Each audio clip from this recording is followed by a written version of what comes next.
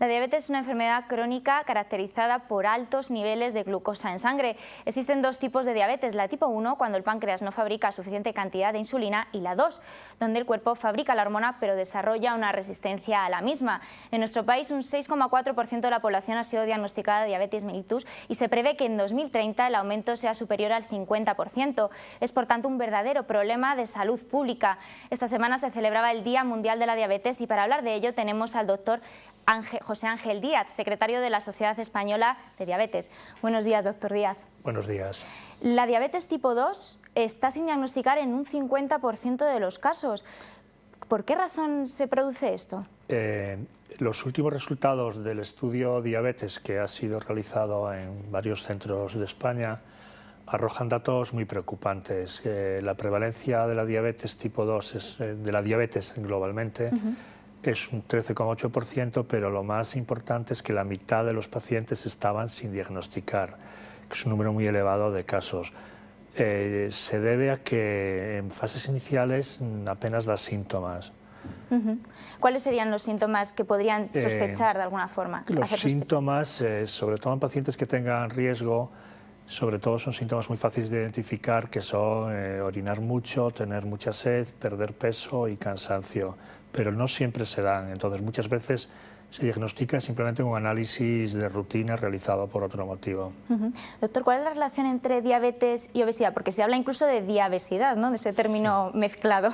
Sí, es un término nuevo que refleja muy bien la realidad. En este estudio y estudios previos se demuestra que la gran mayoría, mucho más del 50%, de las personas con diabetes tienen también obesidad. La obesidad lo que produce fundamentalmente es la resistencia a la insulina, hace que la insulina funcione de forma inadecuada en los tejidos y en fases ya más avanzadas el páncreas se agota y deja de fabricarla. Esto se puede decir que controlando el sobrepeso podemos prevenir, ¿no?, la diabetes tipo 2. Exacto. La manera de prevenirlo, que es un poco el lema de la Federación Internacional de Diabetes y el lema de nuestra sociedad, es la prevención de la diabetes tipo 2, fundamentalmente con modificaciones de estilo de vida y ejercicio físico, que incluyen ejercicio físico y dieta adecuada para prevenir la obesidad y prevenir la diabetes. Aproximadamente la mitad de los pacientes con diabetes fallecen de enfermedades cardiovasculares. ¿Cuál es la relación que existe entre enfermedades cardiovasculares y diabetes? Pues es una de las causas más importantes en esta población.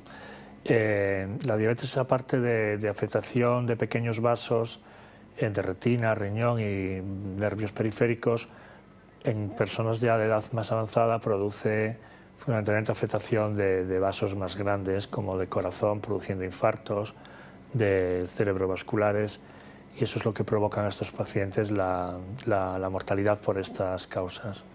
Entonces, advertir de que una diabetes mal controlada puede causar enfermedades cardiovasculares y además también, como comentaba, afectar a otros vasos que pueden afectar pues, a la vista, a la visión, por ejemplo. Exacto.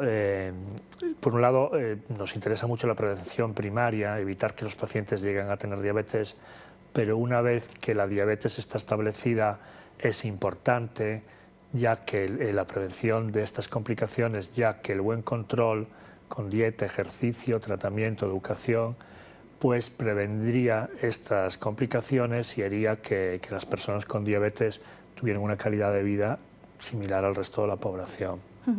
Vamos ahora un poco a hablar hablando de ese control en los pacientes que necesitan tomar insulina. ¿Qué son las hipoglucemias?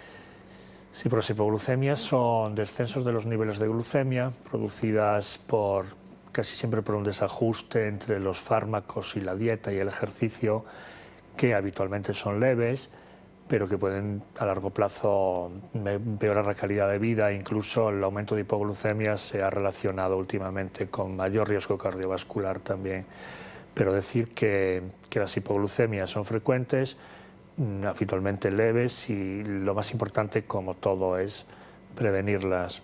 Para prevenirlas es fundamental que el paciente tenga una educación diabetológica muy concreta en este aspecto y que se debe de ofrecer a todas las personas con diabetes.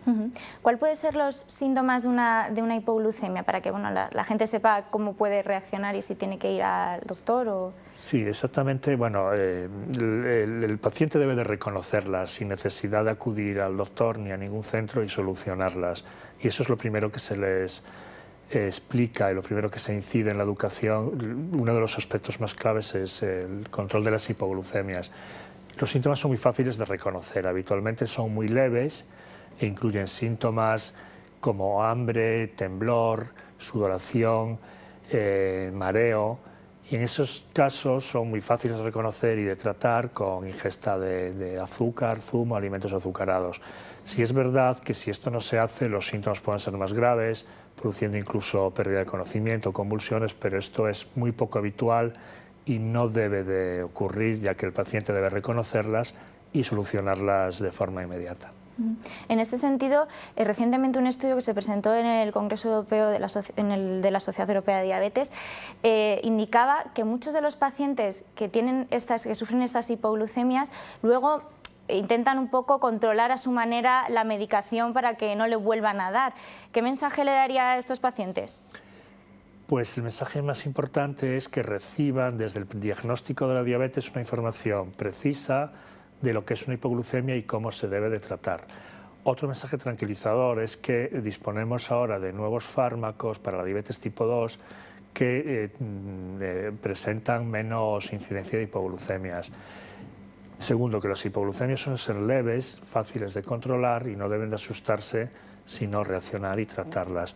Y fundamentalmente prevenirlas haciendo un ajuste lo más preciso posible de la dieta, el ejercicio y el tratamiento, sobre todo cuando es insulina.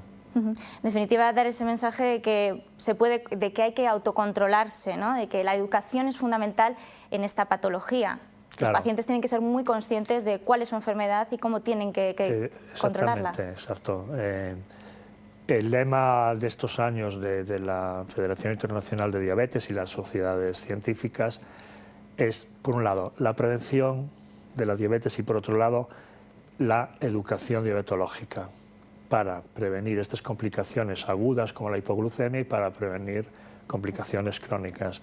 En este sentido, decir que todas las personas con diabetes tienen derecho a recibir esta información y deben de solicitarla. ¿El autocontrol ahora mismo es deficiente? ¿Se tienen datos sobre estos, si los pacientes llegan bien a la consulta, controlados con su enfermedad, si se toman bien los fármacos? Los datos no son muy buenos, pero no solamente en España, sino en el resto de Europa. Estamos un poquito mejor que otros países, pero eso no significa que estemos bien. Aproximadamente el 50% de los pacientes están mal controlados de la diabetes, no cumplen los objetivos de control glucémico y además el incumplimiento terapéutico es también muy elevado por múltiples causas. Muchas de estas personas deben de tomar más de un fármaco, no solo para diabetes, sino para la tensión, la hipercolesterolemia, y tenemos que incidir mucho porque tanto la inercia terapéutica de los médicos como el incumplimiento la terapia por parte de los pacientes sigue siendo muy elevada y debe mejorar. ¿Cuál es el papel hemos hablado de que hay que controlar el peso, de que hay que controlar la dieta, ¿cuál es el papel del ejercicio en esta patología? Pues es uno de los pilares fundamentales. El tratamiento de la diabetes es la dieta, el ejercicio, la insulina o los fármacos orales y el autocontrol. El ejercicio es como una silla de 4 patas, si falla una de las patas, fallaría el tratamiento global. En este sentido, debemos de promover campañas que favorezcan el ejercicio físico y, bueno, en este sentido también me gustaría comentar que el domingo habrá una carrera popular en Madrid para personas con diabetes y sin diabetes, un poco con la intención de que los pacientes entiendan lo importante que es el ejercicio físico para mejorar su salud, no solamente física, sino psicológica. Doctora, animamos a todos los ciudadanos madrileños y a los que estén aquí también de paso que se acerquen, ¿no? Porque también va a una feria, sí. Hay posibilidad de hacerse algún tipo de pruebas dentro del entorno de la carrera. Sí, sí, aparte de la carrera habrá varios stands, tanto de la Sociedad Española de Diabetes como de otras organizaciones, un poco con la idea de promover el ejercicio físico, pero se van a ofrecer también un tipo de información, ayuda, lo que podamos. Pues doctor José Ángel Díaz, muchas gracias por habernos acompañado hoy. Muchas gracias a ustedes.